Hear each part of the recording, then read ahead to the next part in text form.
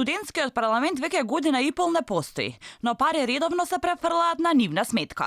Кон крајот на секој месец на ова тело во Универзитетот Свети Кирил и Методи, кое по измените на Законот за високо образование фигурира само како граѓанско здружение, се исплаќале по околу 500 евра од сметката на универзитетот, што значи за 18 месеци УКИМ потрошиле околу 9000 евра за здружение кое е вон активностите на факултетите. Овие бројки на исплата се потврдени од податоците на порталот Отворени финансии, каде јасно се гледа дека се префрлале пари. Од Младинскиот образовен форум, кои и пишуваат за овој случај, велат дека е проблематично тоа што се доделуваат парични средства на веќе непостоечко тело на универзитетот. Е проблематично тоа што не постои основ по кој што УКИМ ги префрла средствата на оваа организација.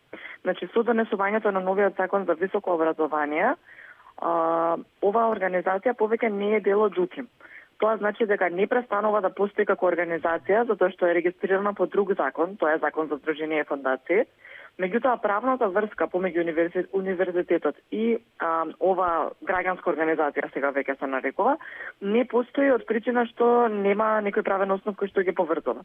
Последната исплата е регистрирана минатата недела, на 30 јануари, а се плаќало и секој месец од 2019 година. Последната поголема бројка, која е исплатена, е на 19 декември 2018 година, кога биле исплатени вкупно 106.000 денари. Алфа побара одговор од ректоратот на УКИМ, но одговор не добивме.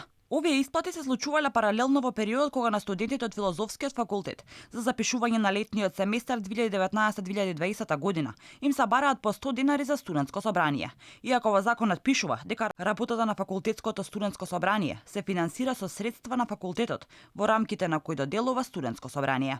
Сепак, останува отворено прашањето по кој основ се давале пари и која е донела одлуката за доделување на пари на СПУКМ од страна на УКИМ.